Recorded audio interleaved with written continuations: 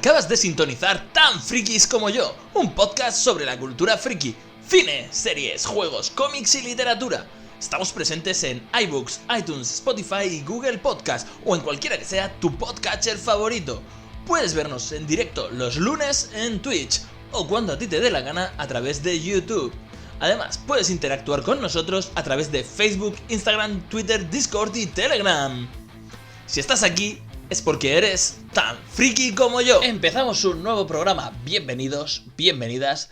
Yo soy Sergio Ross y esta semana viajamos a los alocados años 60 del cine. Y como siempre, me acompañan Alejandro, Beladrián y Alfredo para hablar de unas cuantas películas que hemos seleccionado de la década de los 60. Y empieza Alfredo con la película La Noche de los Muertos Vivientes. Alfredo, cuéntanos. Bueno, pues como bien has dicho, os traigo esta película dirigida por George Romero, producida por Carl Hartman y Russell Strainer, guionizada por George Romero y John Russo. Y a su vez, esta película me hace mucha gracia porque está la fotografía y el montaje también por John Romero. Este se lo hizo todo, fue su primera producción, una película con un presupuesto de $114.000 y recaudó $30 millones para la época, que dices tú, eso es mucho, en el año 1968, un día 1 de octubre, porque el director quería que esta película la viesen los adolescentes durante todo el mes. Y bueno, como protagonistas tenemos a Duane Jones, Judith O'Dea, Carl Hartman, Arlene Eastman, Katie Wayne y Judith Ridley. Y bueno, ¿de qué va esta película, no? Pues La Noche de los Muertos Vivientes. Os suena el título, ¿no? Es pues la mítica película que empezó el género zombie como tal, que hoy en día el que presentó las bases, ¿no? Y bueno, el argumento de la película, pues tenemos a Bárbara y a Johnny, que son dos hermanos que viajan en solitario hasta el cementerio de Pensilvania para colocar unas flores en la tumba de su padrastro. Hasta que de repente empieza a encontrarse como un poco incómoda a Bárbara y su hermano le empieza a hacer como bromas hasta que un zombie le asalta, y ahí es donde se desencadena toda esta película, ya que ella se dedica a huir y entrar en un estado de shock y relacionarse con otros personajes. No voy a spoilear más de la trama, ya que un principal punto de esta película es lo realista por parte de los actores de cómo reaccionarías en un apocalipsis zombie. No como en películas de, pues me cojo una escopeta y me dedico a matar a todos los zombies que vea porque se han comido a mi hermano. No. Aquí nos muestran otros matices y lo que es más probable que pueda ocurrir. Que entres en shock, que te dé paranoia, que entres en un estado de nerviosismo, quieras ser, como digo yo, el síndrome de Capitán América de querer proteger a todo el mundo. ¿Sabéis? Entonces nos muestran con los diferentes personajes cómo reaccionarían ese tipo de personas.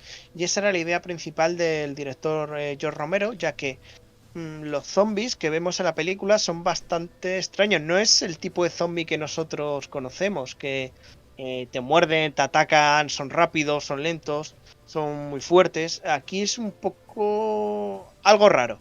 De repente tienen fuerza, de repente dejan de tenerla, caminan lento. Como que no estaba bien decidido eso, pero en cambio sí está muy bien definido lo que quería tratar el director, y es cómo reaccionaría la población, la sociedad, el inicio de un apocalipsis, y en este caso de los zombies. Para mí, una de las cosas que más me ha sorprendido de esta película es el origen de los zombies. No me lo he esperado para nada. No voy a spoilearlo porque me parece un puntazo el porqué y me parece maravilloso en ese aspecto. Y bueno, ¿y qué más que destacar de esta película? ¿Sabéis que esta es una película donde no hubieron un duro? Cuando la estrenaron, de esos $130 millones. Porque, por lo visto, esta película tuvo dos títulos durante la producción y fue registrado con uno de ellos. En el último momento, en la campaña de marketing, cambiaron los carteles y a la hora de presentar la película no pusieron el registro con el nuevo título. Por lo tanto, toda la recaudación de la película quedó en las salas de cine. Eso tantos millones de dólares. Una La salvajada. película más rentable de la historia para las salas de cine, ¿no? Correcto. O sea, de 114.000 dólares y los cines recaudaron 30 millones de dólares. Una Sí, salvajada. muy turbio. Ya Bueno, ves. decir que es una película de la época, en blanco y negro. Un ritmo y una producción, pues es una película barata. Es serie B totalmente la producción. Y en esa época se notaba también. Pero lo que hay que destacar es el hito, porque es una película de terror para la época. Pero creó un nuevo género, el de los zombies. Y cuando se planteó esta película, los zombies que se conocía no son los zombies de infección por virus o como tal que tenemos en la imagen colectiva. Es por los ritos de las tribus de Haití y demás, que son, digamos, por posesión, por así decirlo, ¿no? Y qué destacar de esta película, que marcó un hito, un antes y un después, con un nuevo género, el cómo trataba el terror del miedo humano, racionalizándolo, llevando una ficción a un punto realista, donde enfatiza totalmente con el espectador. No sé, es una película que, si quieres ver de dónde viene todo esto, míratela, te la recomiendo. Eso sí, es lenta, tiene un ritmo pues de la época. Y una producción pues bastante baratita, pero para mí lo que más peso y fuerza tiene es el guión y cómo te lo transmiten los actores, todo el suceso. Ya que la película al final, esos arquetipos de nos encerramos en una casa, nos vienen los zombies a comernos, tipo duro, no sé qué, tal, todos esos arquetipos que tienen ya más que machacados a día de hoy en todas las películas de zombies, viene todo de aquí. Planteo unas La, bases, la pregunta, Alfredo, es: ¿cuando se separa uno del grupo muere? ¿Empezó aquí? sí. Y la gente subnormal también. El que se separa muere, ¿no? El que se separa muere, el que empieza a hacer el tonto también, y así. Lo único que no cumple la película es que si eres negro eres el primero en morir. Mentira. Es más, esta película justo fue en plena época de disturbios raciales. En Estados Unidos está muy al auge y uno de los protagonistas es negro y entabla uno de los personajes, digamos, más serios y coherentes y que como que choca un poco con, digamos, un poco en la mentalidad de la época y de los personajes que están hechos acorde a esa época. Como, joder, el protagonista, el héroe es negro, sereno, no es ninguna parodia, digamos, que a día de hoy tú lo ves y dices, pues nada, pues un señor haciendo un personaje, pero para la época fue un choque muy grande también, por lo que representaba ese personaje siendo el actor negro. Y una cosa, Alfredo, ¿cómo queda entonces lo del copyright? ¿Ahora ya sí que es suyo y ven dinero? ¿O eso se No, quedó así y ya está? Porque están muy locos en Estados Unidos con los temas judiciales. no, la película es totalmente libre, la puedes descargar y ver en cualquier parte de internet. O sea, no tiene derechos. Es de dominio público 100% esta película. ¿Mm? Es Si más, yo, si yo cojo, puedo mañana distribuir y venderla. no Y- puedes, porque es de dominio público. Puedes Uy. descargarla, puedes subirla a internet, puedes compartirla, puedes difundirla, pero no Pero ganar dinero. entonces no hay ninguna en Blu-ray que puedas comprar en una tienda. Me parece que no. Sí, sí que hay. Mm, mm. Tiene que Puedes haber. reediciones de alguna distribuidora rara, pero poco Ya, más. por eso digo, a lo Lo mejor tienen que que pagarle los derechos a, yo qué sé, no sé, al gobierno de Estados Unidos. Pero el habrá tema es alguien. que esta película hace un par de años fue remasterizada por el museo. Hay en Estados Unidos hay un museo que se dedica a conservar todas las obras de arte, música, cine, cuadros, literatura, cómics, y restauraron la película en 1080, limpiando fotograma a fotograma, y es una gozada verlo en eso, porque si tú buscas Trabajo la chino. película en cualquier lado, se ve mal, o sea, es un copión de un copión porque no se ha mantenido. Aquí directamente habían ido al original y han restaurado la película y da gusto ver la imagen de la película siendo de esa época y en blanco. Ujú. Y bueno, pues creo que no más que decir de este peliculón para mí Muy bien. dentro de esa producción. Pues perfecto, pues así pasamos a la siguiente película, que es de la que os voy a hablar yo.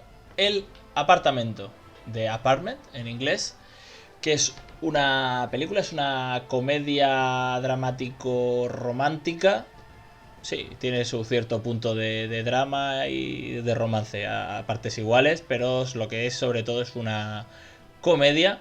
Es producida en Estados Unidos en 1960, además, iniciando la década. Y está producida y dirigida por el grandísimo Billy Wilder, que a muchos os sonará el nombre porque es, vamos, uno de los grandes del cine de humor, que ha hecho películas como Con falda así a lo loco y Un 2 3 por citar dos de las más grandes que ha hecho, pero vamos, que muchísimos directores de cine le han agradecido en sus entregas de Oscar a este director haberles enseñado tantísimo con sus películas.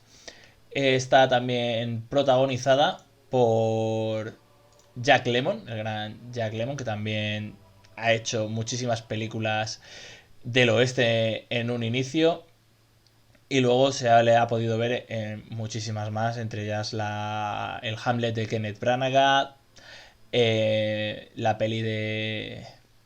Ay, se me ha perdido ahora. Bueno, de Billy Wilder, en casi todas aparece porque era su actor fetiche y lo llamó para muchas películas.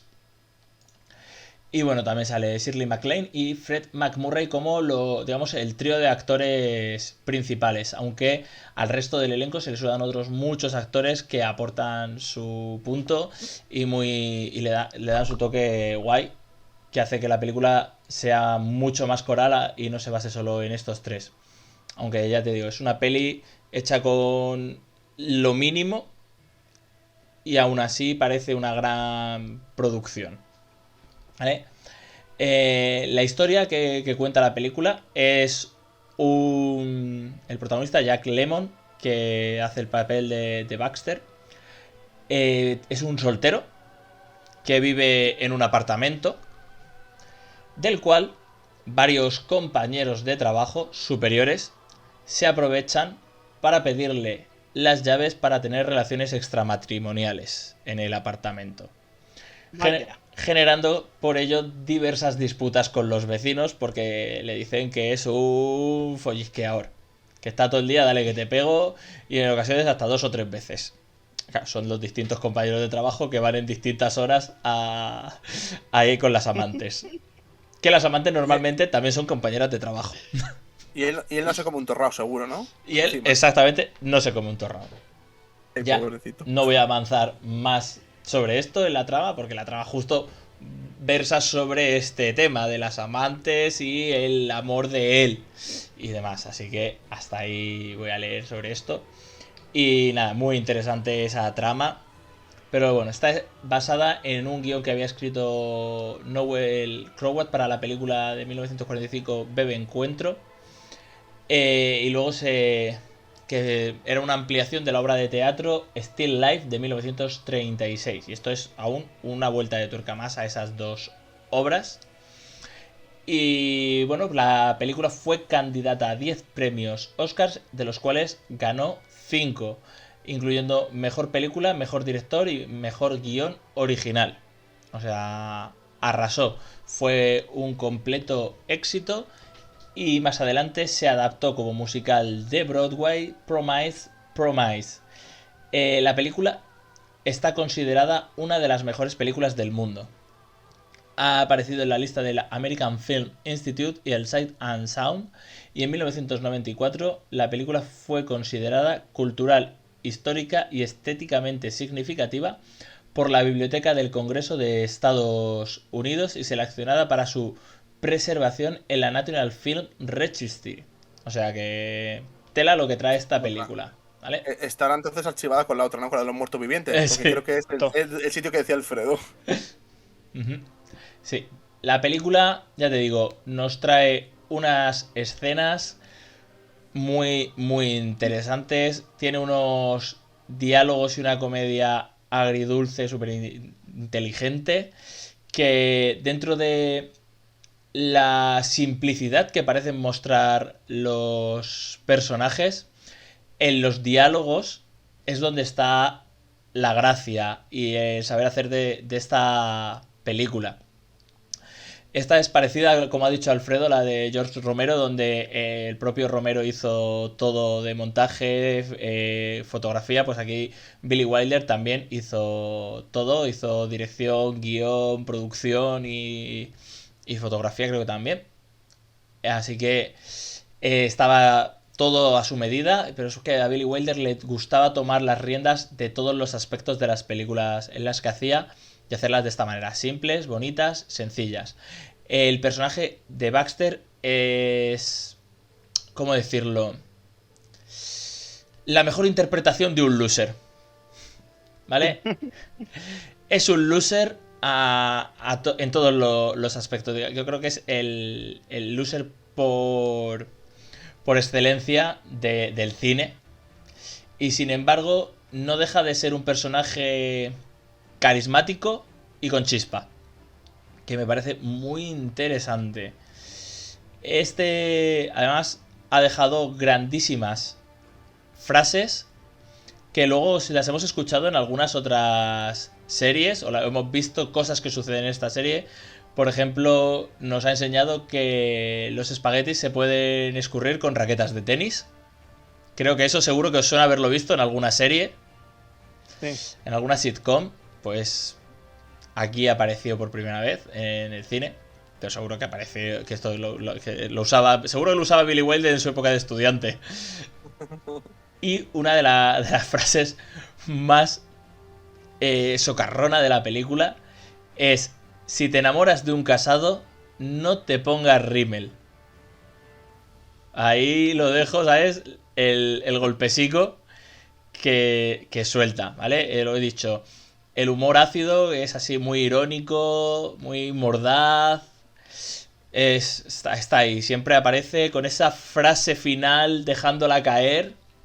¿Vale? Son, como decía, conversaciones muy sencillas, pero que siempre, ¡fum!, al final la deja deslizar, la deja caer ahí, la deja botando, para que tú la pilles o no. Luego, otra de las frases más míticas de la película, no voy a decir de qué momento es, pero es algo súper impactante, que es el Shut up and Jill, que en castellano se tradujo como no diga más y juegue.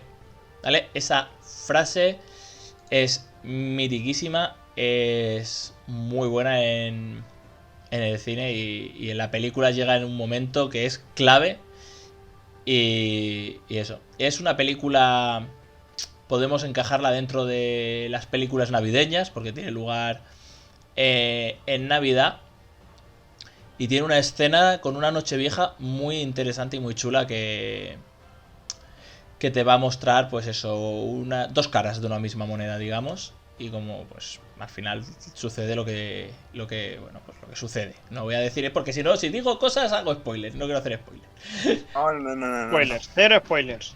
¿Qué tal ha envejecido la película, Sergio? Las películas de Billy Wilder, para mi gusto, han envejecido muy bien porque son películas muy sencillas. Al ser con pocos escenarios, con cámaras muy fijas, sin planos así muy alocados, son películas que han envejecido muy bien. Para mi gusto, el humor a día de hoy se sigue disfrutando, ¿vale?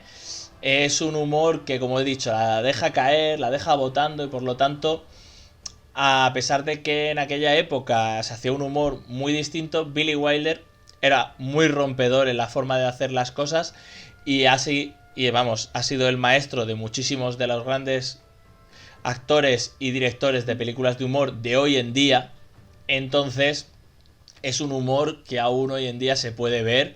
Es sobre todo un humor muy de sitcom, ¿vale? Si os mola la sitcom y el humor que se suele hacer en la sitcom, tipo Friends, The Big Bang Theory, Cómo conocía a vuestra madre, este tipo de humor de Billy Wilder os va a gustar, pero siempre con ese girito ácido y esos giros de argumento en la película que hace que te sorprendas y no sea nada naif como podrías esperar de una comedia de humor de los 60.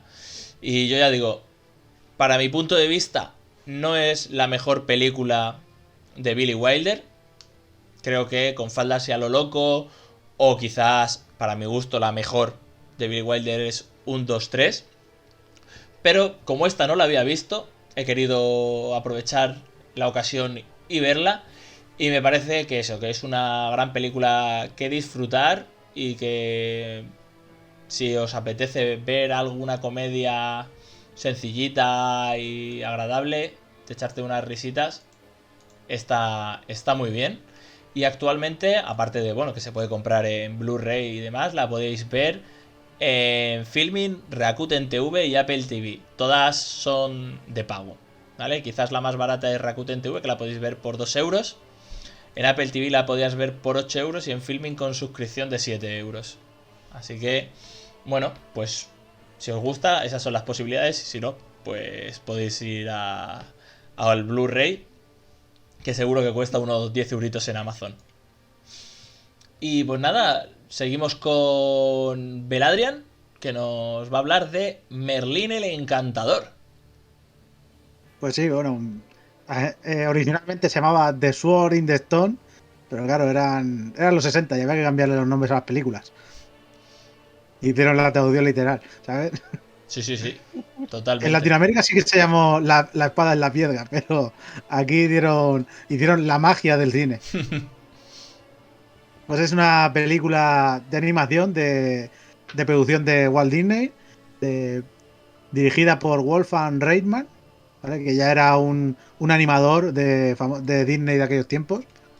Y está basado en un libro que se llama La espada en la piedra, de T.H. White, que narra las aventuras del rey Arturo antes de ser el rey Arturo. O sea, como las aventuras del jovencito Arturo, ¿sabes?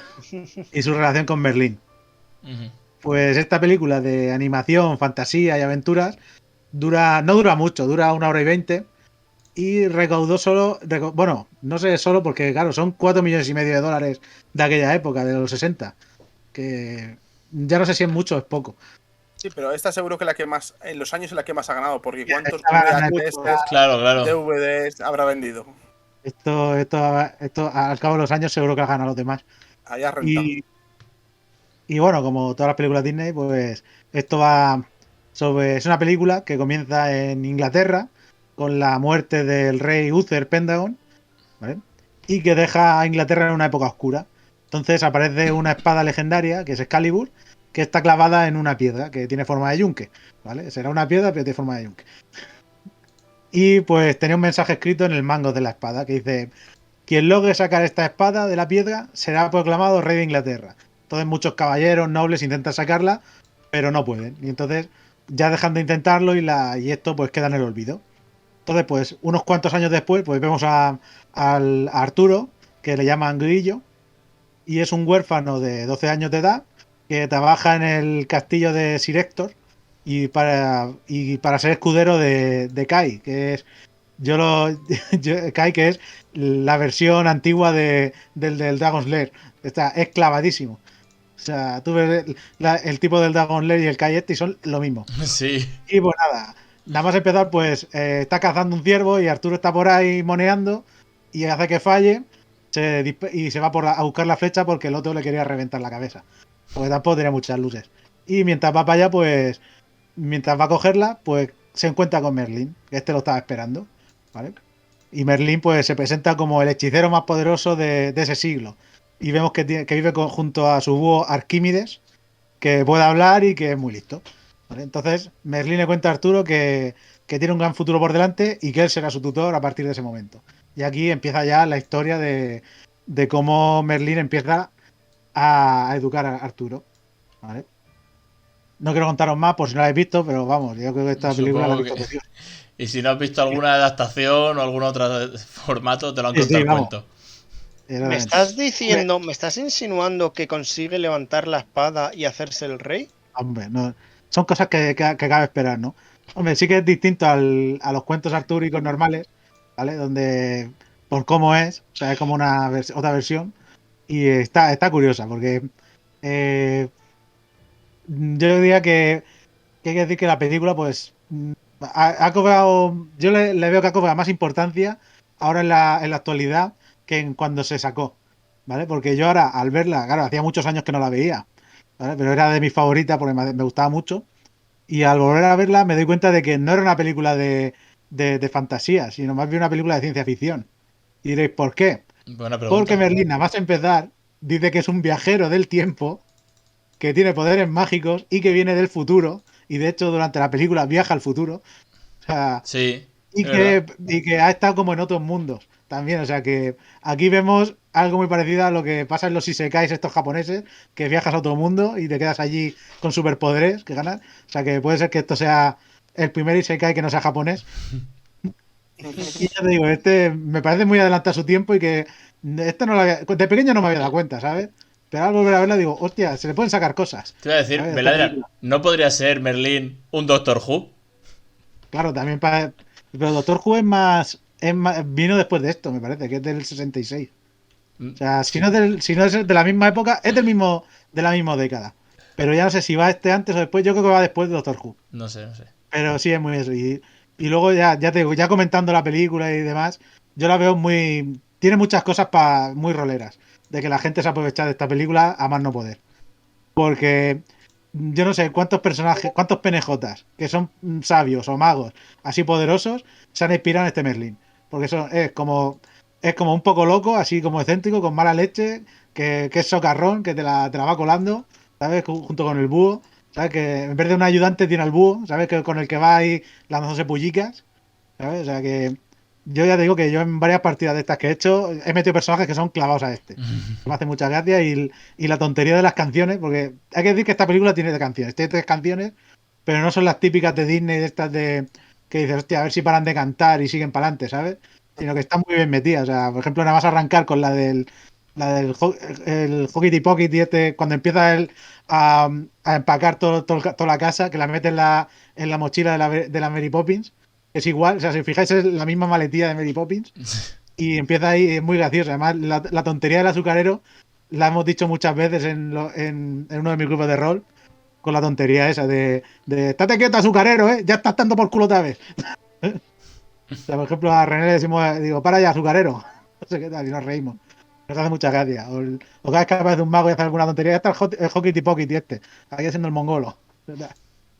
Y ya digo, es muy. Yo lo veo que da para muchas cosas para partidas de rol. O sea que si hace tiempo que no la habéis visto, no la habéis visto y demás, yo recomiendo verla porque os ayudará a crear partidas de rol muy fáciles. O sea, os va a dar mucho bagaje a PNJ. Tiene por todos lados. Tiene PNJ muy arquetípicos de todos los lados y con sus cosas y demás. O sea, tanto para guardias como magos, todo. Ya te digo, o sea, es una película muy aprovechable y que se disfruta mucho. Además, es cortica, está muy bien y, y es para toda la familia. O sea, podéis verla con los chiquillos, ahora que tenéis hijos los frikis, pues ya está. A ver, perfecto. Pues muy bien, con esta recomendación pasamos a la última que nos trae Alejandro. Y Alejandro se va a Japón con Yojimbo. Pues sí, nos vamos a Japón con Yojimbo, película de Akira Kurosawa, nos vamos a 1961 y esta película la verdad no la había visto, no sé si vosotros la habéis llegado a ver, no sé chicos, ¿la, No, la- la habéis visto? nunca, No. nunca la he visto. Se habla mucho de quizás la película, de las dos películas más conocidas y reconocidas de este gran director nipón y es considerada una de las grandes obras maestras del cine mundial. Y bueno, ¿de qué va Yojimbo? Pues una película está ambientada en el Japón del siglo XIX, todavía era feudal, en la que cada pueblo pues hay como un señor que es el que manda, el que maneja el cotarro, y las pistolas no han aparecido prácticamente por ahí, ahí van con las katanas todavía por el mundo. Y bueno, pues esta película narra la historia de este guardaespaldas, que es lo que significa Yojimbo, de cómo llega por azar a un pueblo. Que además es como empieza la película. Coge un palo, lo lanza, un troncho de palo, lo lanza al aire y hacia donde señala es hacia donde se dirige. Y aparece en un pueblo en el que por lo visto hay dos facciones rivales que se están peleando, se están matando por controlar, dirigir, manipular, extorsionar en ese pueblo. Eh, Esto es una influencia, es una crítica a cómo estaba Japón en ese momento. En los años 60 venimos de que había terminado ya la Primera y Segunda Guerra Mundial y Japón de todavía ser eso, seguía todavía casi en un sistema feudal, se olvidaron de las costumbres antiguas pasaron a modernizarse muy rápido, deprisa y corriendo, y en el que los comerciantes ganaron mucho dinero y mucho poder. Pues en esta película nos transmiten eso.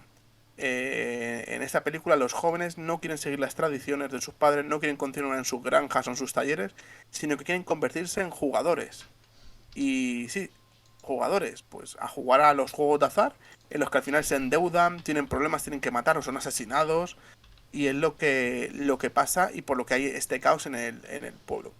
Y Yojimbo pues aparece ahí y obviamente, claro, le ven las dos bandas rivales y lo quieren contratar, o sea, tú vende conmigo. ¿Y qué hace este? Pues a lo largo de la película pues les va enredando en unos en otros para que se maten entre ellos, él pringarse lo menos posible, y aunque parece un cara dura que está bebiendo y comiendo por la cara todo el día, luego sí que tiene buen corazón. Ya vosotros ver la película. Es una película lenta, pero es muy muy bonita. Obviamente es en blanco y negro. Ojo, está en japonés, que también se agradece. No está doblada, porque miedo me hubiese dado ver esto doblado en español de aquella época. Hay que verla en japonés subtitulada. Yo la vi en Prime TV, que justo he ido a revisar ahora y la han quitado. Son de estas cosas locas que de un mes para otro quitan películas. De Kurosawa tienen otras, pero la han quitado. Así que ahora mismo solo está de pago en Rakuten y en otra plataforma. Pero me imagino que Amazon la repondrá dentro de poco porque tiene otras de sus películas.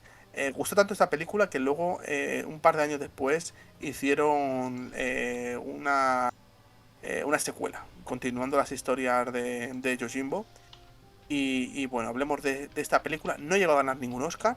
Sí que fue nominada a Oscar al mejor diseño de vestuario. Aunque ya Kurosawa había ganado anteriormente, no sé si eran Los Siete Samuráis o algo así era el nombre de la película, no recuerdo, lo siento. Sí que ya había ganado Oscar por mejor película de habla no inglesa, de película extranjera. Esta película ha influenciado mucho en el cine.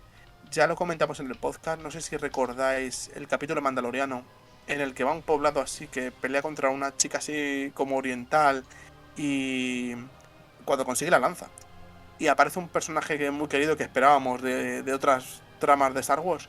Pues tanto las escenas, el montaje y todo, recuerda mucho al pueblo y cómo estaba grabado esta película.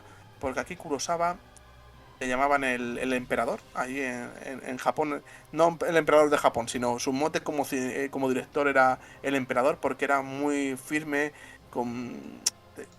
a la hora de grabar. Sí que tenía muchas influencias del cine occidental, del cine americano, aunque siempre cuidaba la cultura, la cultura japonesa. ¿Y qué innovaciones trajo? En este drama de acción, por ejemplo, a la hora de grabar las peleas y las coreografías, lo que hacía era poner 3 cámaras. Y entonces luego a la hora del montaje no se veía así de pegote ni había fallos de récord como pasaban en las películas antiguamente, sino que ya se veía mucho más fluido la acción. También le gustaba usar los grandes angulares, hacía muchas escenas panorámicas en las que se veía el personaje acercándose, muy influenciado también de eso de los westerns de los años 30 y 40, que es lo que a él le gustaba mucho y se ve en su trabajo. Y luego las películas de cine negro, también americano. Aunque también el super fan de Shakespeare, luego ha hecho reinterpretaciones más tarde de varias de las obras de Shakespeare, pero en rollo japonés. Y luego también se basó en otro libro para la historia de esta película. Se llama Cosecha Roja, de Dashiell Hammett, en el que sí que está bastante influenciada un poquito en la historia de cómo ocurre. Pero hablando de influencias, no sé si conocéis, esta quizás os suene más y la hayáis visto, aunque sea un domingo por la tarde cuando echan los western, Por un puñado de dólares. Esta Hombre, película del año 64, te iba a decir también de los 60. del año 64 de Sergio Leone, en el que despegó Clint Eastwood. Pues muy chula la película, muy buena. Pues es un descaro plagio de esta película, de este Yojimbo de Kurosawa. Es más, cuando se estrenó la película y Kurosawa la vio, le mandó una carta a Sergio Leone, primero felicitándole por esa gran película que había hecho, pero diciéndole que bueno, que el mérito realmente era suyo, porque le había plagiado todo de arriba abajo. Al final hubo una demanda y terminó en los tribunales con que iba a haber una compensación, se llegó a un trato. Y es que el 15% de las ganancias generadas por la película para Kurosawa. Y en los derechos de distribución en Japón, Corea del Sur y Taiwán también para Kurosawa directamente. Así que con eso pues estuvieron un poquito en paz. No solo ahí se quedó su influencia, bueno, eso fue plagio descarado. Que si busquéis algún vídeo en YouTube o algo, veréis escena por escena que es igual, en el que cambiamos katanas por revólveres, pero es igual. Si aparece una mujer, aparece una mujer. Si aparece un niño, aparece un niño. Y tal, es exactamente lo mismo. El mismo cara dura, el mismo todo, el mismo... la misma película. O sea, ni Disney cuando se plagiaba a sí mismo las escenas. Esto es calcadísimo. Y bueno, no solo ahí quedó su influencia. Django Encadenado de Tarantino, no sé si la habréis visto, está muy influenciada en esta película.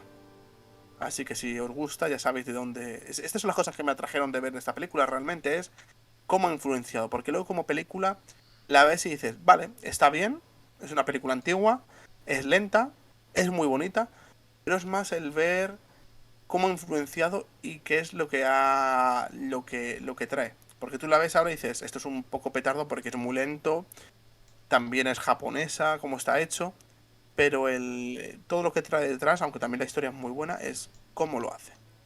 No solo ahí también se queda, hay una película que protagonizó Bruce Willis en el 96, se llama Last Man Standing, en la que era sobre la mafia, y también está muy influenciada en la película. Y también hay un drama urbano que se llama Fresh, que dirigió Boaz Yakin, en el que también está bastante influenciado. En cuanto más partes técnicas, aquí, aunque sean samuráis, intenta un poco el rollo de los animes, de que va uno corriendo así a pasitos cortos y quiere cortar uno por la mitad. No lo llega a haber cortado por la mitad, ¿vale? No le hace un Darth Maul. Se le queda la katana en el kimono y el tío se cae. Además, la película es en blanco y negro, no se ve así mucha sangre. Pero sí que es verdad que hay un par de cercenamientos de que le dan un brazo y al final aparece ahí un brazo que se ha caído y el otro mete la mano en el kimono de... me ha cortado el brazo y queda bien. O sea, lo poco que mete es porque no daba para más los efectos que tiene en ese momento y quedan bien. No se ve cosas extrañas. Y en cuanto en blanco y negro, que ya hemos dicho la película, y no sé si había comentado que es en japonés, no lo han doblado, no sé si lo había dicho, lo había comentado ya.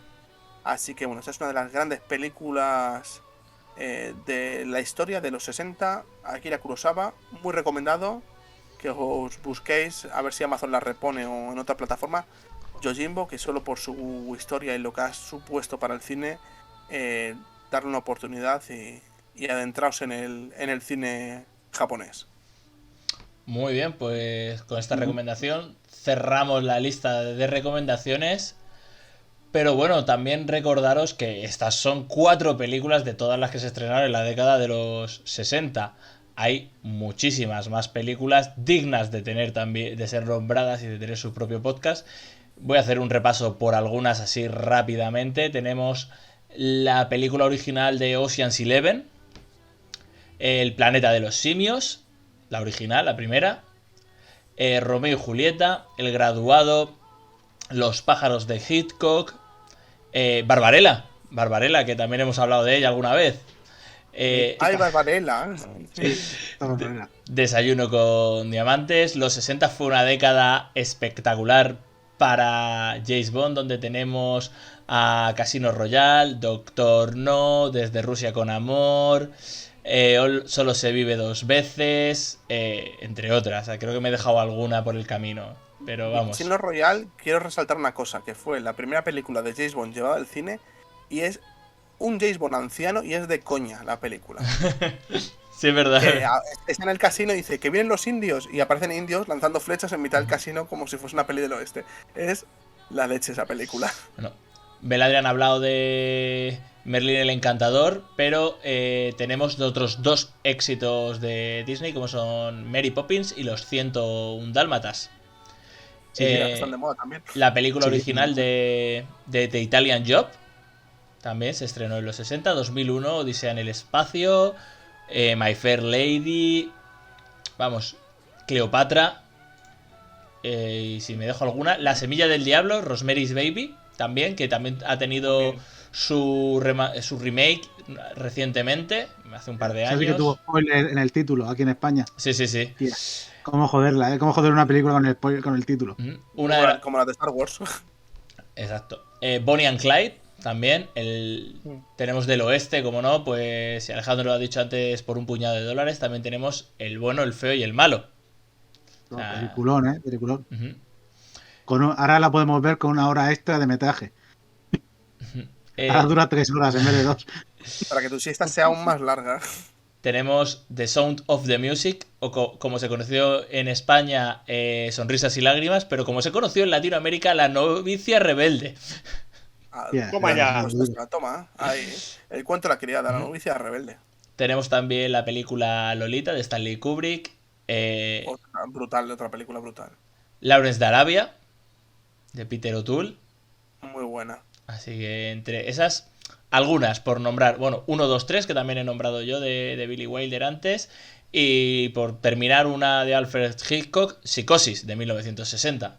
O sea que fue una década que dio mucho, mucho para el cine y que también, como habéis podido ver por lo que hemos comentado y por lo que estas películas de las que hemos dicho, ha dado mucho al cine que vino después.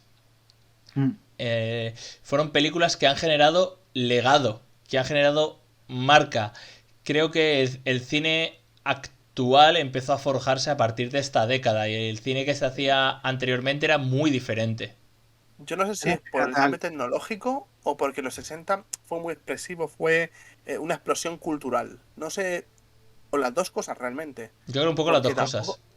Porque sí que es verdad que hay un clic, es como ¡pum! De los 60 a los 70 no hay tanto cambio, pero de los 50 a los 60 es una locura.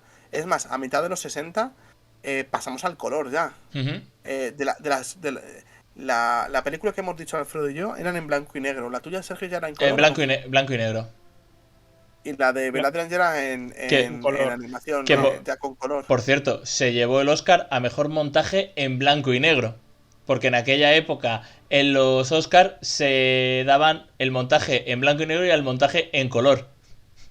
Porque salían películas unas en color y otras en blanco y negro. Yo creo que los 60, sobre todo, y los 70 fue un boom donde marcaron muchos precedentes y que fue la época dorada de Hollywood en cuestión de películas y que eran películas muchas originales, que no eran me cojo este libro y lo adapto tal cual. No, a lo mejor me cojo la idea de este libro y te hago una película que a lo mejor no tiene nada que ver, pero bueno, díselo a tiene Sergio estos Leones. matices. Que no cogió ni un libro. Ya, calcó una película. Esta película de chino no la conocerá nadie. Sí, pero Sí. como hemos dicho, Pasaría eso. varias de las películas que he nombrado y hoy en día hemos visto sus remakes. Sí, En los 2000, o sea, que es que... por cierto, Beladrian, Doctor Who, 1963. Se estrenaron el mismo año Doctor Who y Merlín el Encantador. Pues yo creo que al final es primo de un ayudante del Doctor Who y se llevó de vuelta el maletín de Mary Poppins. Sí. Así que nada, pues eso. Seguramente hagamos alguna recomendación de la década de los 70 más adelante.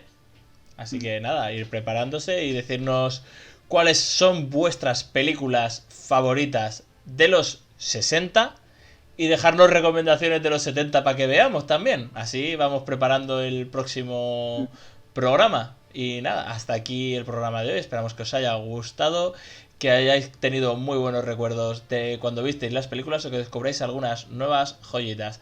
Así que nada, hasta pronto. Volvemos la semana que viene con más cosas frikis. Adiós. Adiós.